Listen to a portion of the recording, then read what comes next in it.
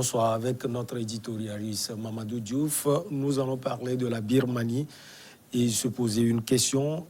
Est-ce le retour aux vieux démons? Mamadou Diouf, bonsoir. Bonsoir Michel. Après le coup d'État du 1er février 2021, l'instauration de l'état d'urgence pour 1 an, mettant fin à la transition démocratique en Birmanie, le gouvernement du général Min Aung renforce les mesures de contrôle alors que les contestations se développent. Mamadou, cette question, est-ce le retour aux vieux démons en Birmanie? On pourrait commencer par répondre oui, puisque entre le coup d'État du 1er février et aujourd'hui, on est pratiquement sur 2 semaines seulement, mais on voit carrément un régime militaire qui est en train de se remettre en place progressivement. La dame de Rangoon est emprisonnée, le président est emprisonné, mais vous avez entendu ce que le général a dit. Il dit qu'ils sont en très bonne santé, ils sont dans de très bonnes conditions, il ne faut pas qu'on parle d'emprisonnement. On prive quelqu'un de liberté et on refuse qu'on parle d'emprisonnement. On voit clairement aujourd'hui les militaires tenter de reprendre le pouvoir. D'autant plus qu'il parlait d'élections, mais quand on a fraudé des élections, ce qu'on fait, on supprime des votes, on reprend les votes là où il y a des problèmes, mais quand on déclare l'état d'urgence pour 1 an, est-ce que c'est pour régler la question de l'élection ou bien c'est pour s'asseoir complètement au pouvoir pendant toute cette période, voire même plus? On voit aujourd'hui un pays divisé, parce qu'aux yeux de l'armée traditionnellement puissante en Birmanie, ce général incarne l'unité et la souveraineté nationale. Oui, mais ça c'est un jeu de l'armée qui consiste à vouloir récupérer ce pouvoir qu'ils ont perdu en 2015. Et ils ont laissé Aung San Suu Kyi, malgré eux, diriger ce pays. En vérité, cette dame devait être le président de la République. Mais l'armée avait ajouté dans la Constitution un article disant que pour être président de la République, il ne faut pas que seulement que la personne soit birmane, mais il faut que le conjoint ou la conjointe de la personne soit birmane. Voilà. Alors que, comme tout le monde le sait, le mari d'Aung San Suu Kyi n'est pas birman. Elle a finalement pris le poste de Premier ministre. L'armée s'est taillée, malgré tout, une part dans le gouvernement et a mis ça dans la Constitution. Il est écrit que 25% des postes sont réservés à l'armée. Et parmi ces postes, vous avez l'intérieur, vous avez la défense, vous avez les frontières, etc. L'armée a également une part de l'économie du pays, pas seulement en termes de ressources qui leur sont allouées par l'État, mais en termes d'entreprises et une centaine d'entreprises que l'armée possède aussi bien à l'intérieur du pays qu'à l'extérieur du pays. D'ailleurs, la pression internationale va dans ce sens. Les gens disent qu'ils vont bloquer ces entreprises qui se retrouvent à l'extérieur de la Birmanie. Il y a tous ces enjeux qui sont là, qui font que depuis que la dame de Rangoon est là, l'armée sent que la démocratie s'installe de plus en plus. Et bien sûr, plus il y a de la démocratie, plus on demande aux militaires de retourner à leur place. Et la place des militaires, c'est les casernes. Ce n'est pas la politique, ce n'est pas les entreprises économiques. Et certainement, les militaires ont senti la chose venir progressivement. Ils ont préféré arrêter cet élan démocratique qui se faisait, entre guillemets, à leur détriment. Je parlais tout à l'heure d'un pays divisé parce que ce coup d'État est suivi, Mamadou, de manifestations et qui continue jusqu'à aujourd'hui. Oui, l'ampleur des manifestations augmente tous les jours. Vous avez ceux qui proposent tout simplement un boycott, la grève, la désobéissance civile. Vous avez ceux qui sont carrément en train de manifester dans les rues, mais en même temps, la répression également progresse. Ouais. Les militaires n'ont pas du tout cédé. Le soir, ils profitent pour aller attraper les gens. Il y a des centaines de personnes qui ont été aujourd'hui arrêtées. Ils ont même la dernière fois fait passer à la télévision nationale un message disant aux gens de dénoncer les manifestants. C'est pourquoi on parle des vieux démons, c'est-à-dire on retourne carrément à une pratique antérieure qui avait été connue depuis 1962 avec un autre coup d'État qui avait été fait par ces militaires. Internet, on y accède difficilement quand ce n'est pas complètement coupé tout simplement, mais ça veut dire que véritablement, les populations n'ont pas accepté ce coup d'État. On a vu même dans les hôpitaux, les médecins faire le signe, dire qu'on n'est pas d'accord. Finalement, même certains sont allés en grève, ce qui n'est pas une bonne chose quand même avec ce contexte de Covid. Mais ça veut dire que les populations ne veulent plus d'un régime militaire. Et ça, c'est clairement dit par les populations qui manifestent. Est-ce qu'on peut dire aujourd'hui que c'est un régime qui refuse la démocratie? C'est clair que c'est un régime qui refuse la démocratie, même quand ils étaient là. C'est en fait, l'armée n'a jamais quitté le pouvoir. Aung San Suu Kyi a eu souvent des problèmes avec les militaires à cause de l'orientation démocratique qu'il voulait donner à ce pays-là. Et ces militaires, il faut le dire également, sont soutenus par la Chine.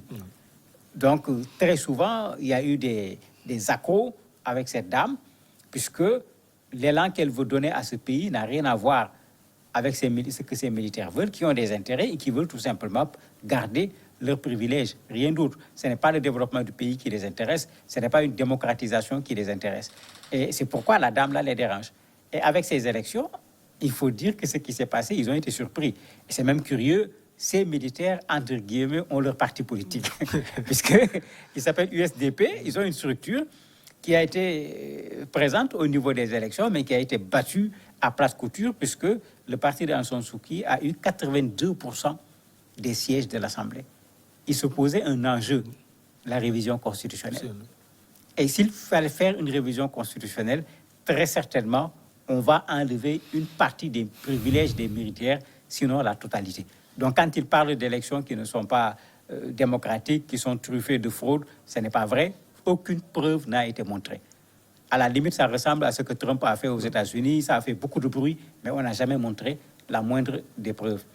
La vérité, les gens craignent qu'avec ce processus démocratique, avec cette majorité au niveau du Parlement, qu'on réforme la Constitution et que les militaires perdent leurs privilèges. Ils ont préféré tout simplement anticiper pour ne pas que les choses en arrivent là-bas. Mamadou, des remontrances ont été aussi faites à Aung San Suu Kyi sur la gestion des minorités ouïghours. Est-ce que, selon vous, l'armée s'appuie sur la Libye là pour pouvoir fomenter ce coup d'État aujourd'hui? Non, pas du tout. C'est le contraire. Aung San Suu Kyi s'est retrouvée dans une position extrêmement difficile. En tant que prix Nobel de la paix, dans le principe, elle ne peut pas promouvoir la violence. Mais cette violence était là contre les Rohingyas et cette violence était l'œuvre de l'armée. D'ailleurs, la communauté internationale même avait tapé du poing sur la table pour demander à Aung San Suu Kyi de réagir. Mais comme je disais tout à l'heure, même quand les militaires ne sont pas au devant, ils ne sont pas loin. Elle avait du mal à donner certainement sa propre position, puisque cela aurait créé un conflit supplémentaire avec ces militaires qui disaient non, ces gens-là, c'est des terroristes, ces gens-là ne sont pas des Birmans, c'est des étrangers, il faut qu'ils quittent le pays, et ils ont fait le travail qu'il faut. Ils ont pratiquement fait du nettoyage ethnique, pour ne pas parler de génocide, en tuant, en massacrant une bonne partie des Rohingyas, en obligeant les autres à quitter le pays. D'ailleurs, un de ces réfugiés qui se trouve à l'extérieur du pays a été très clair. Il dit, mais si c'est ces militaires qui reviennent au pouvoir, tout le travail qui était en train d'être fait, parce qu'avec la pression de la communauté internationale, il était prévu un retour des Rohingyas au niveau de leur territoire dans la Birmanie.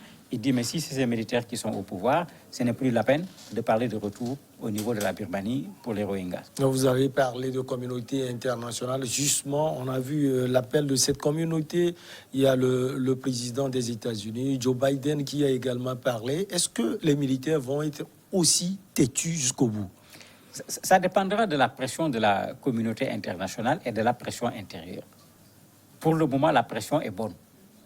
Aussi bien à l'intérieur qu'à l'international, les gens font pression. Personne n'a essayé de chercher le moindre compromis. Les gens exigent clairement la libération d'Aung San Suu Kyi, clairement la libération du président de la République. Les gens exigent également clairement le retour à l'ordre constitutionnel.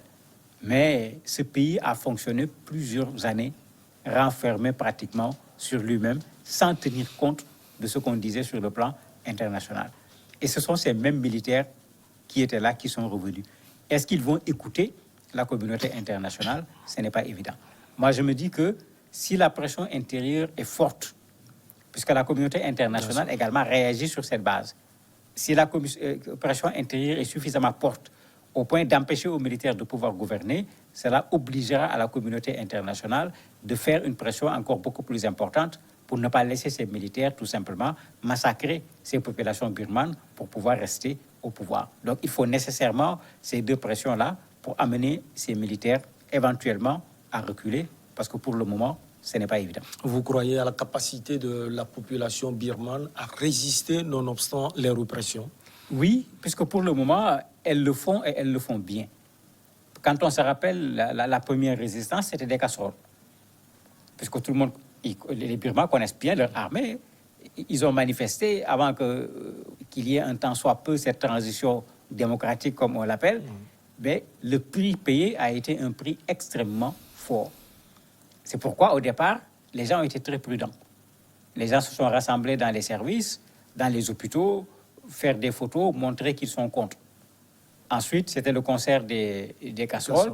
Mais finalement, les gens se sont rendus compte qu'attendez, ces gens-là, ce n'est pas ça qui va les faire changer. Et les gens ont commencé à descendre un peu partout dans les villes pour réclamer que les militaires retournent dans les casernes. Maintenant, si cette pression continue, malgré la répression, parce que la répression a déjà commencé, c'est cette répression qui va pousser la communauté internationale à agir beaucoup plus fortement. Mais, comme je disais tout à l'heure, quand on va aller à l'ONU, si on part au Conseil de sécurité, la Chine est là-bas, et tout le monde le sait déjà, la Chine soutient ces militaires qui ont pris le pouvoir au niveau de la Birmanie. Quand il va falloir prendre une décision, il ne faut pas être surpris de voir la Chine tout simplement mettre son veto sur la décision. Justement, parlant de la Chine, quel est l'intérêt de ce pays, l'intérêt là justement qui le pousse à supporter les militaires? La Chine cherche à affirmer son leadership dans cette zone. La Chine elle est déjà une grosse puissance, mais elle ne veut pas rester puissance à l'intérieur de son territoire. Elle veut dominer cette zone de l'Asie. Et n'oubliez pas qu'en Chine, d'un point de vue démocratique, on n'est pas trop loin de la Birmanie. La Chine ne voit pas d'un bon œil dans cet espace asiatique qu'il y ait des démocraties en bonne et due forme, où les populations s'expriment, où il y a des manifestations, où on peut renverser un régime, etc. Ça, la Chine n'en veut pas. On a bien vu ce que la Chine est en train de faire à Hong Kong actuellement, parce que Hong Kong est revenu sous l'autorité de la Chine après les 99 ans. Mais cette Chine ne voit pas d'un bon œil un espace dans lequel s'exprime correctement la démocratie pour éviter que les Chinois ne prennent exemple là-bas. C'est pourquoi ils sont plutôt du côté des militaires pour qu'il y ait à côté un régime fort et la Chine ne sera pas seule comme régime fort dans cet espace-là. Et quelles sont les sanctions concrètement, Mamadou, que la communauté internationale peut prendre et qui peut véritablement pousser ce régime birman à délaisser le pouvoir? Malheureusement, il n'y a pas grand-chose. Parce que généralement, ce qu'on fait, on gèle les avoirs, on interdit aux gens de prendre les avions, ils ne peuvent pas se déplacer. S'ils ont des comptes dans les banques, on les gèle. Ici, ils ont des entreprises, ils ont déjà commencé à menacer qu'ils vont empêcher à ces entreprises qui sont à l'extérieur de pouvoir continuer à fonctionner. Mais malheureusement, quand on le fait, ça n'empêche pas à un pouvoir de pouvoir continuer. On l'a vu en Afrique, on l'a vu dans beaucoup de pays. Quand on a mis en place ces sanctions, malheureusement, parfois, c'est plutôt les populations qui ont souffert, mais pas les personnes qu'on cherchait. C'est vrai, elles ne voyageaient plus comme d'habitude, elles n'avaient plus toute leur liberté, mais en termes de souffrance, elles n'ont rien subi. C'est plutôt les populations qui vont souffrir de ces sanctions. Et j'espère que les Nations Unies vont bien réfléchir pour bien cibler leurs sanctions, pour qu'on ne reproduise pas ce qu'on a vu plusieurs fois dans plusieurs pays et qui n'a pas empêché parfois des dictateurs de rester au pouvoir pendant plusieurs années. Aujourd'hui, elle est en prison sans souci. Demain, pour elle, comment vous devinez cela?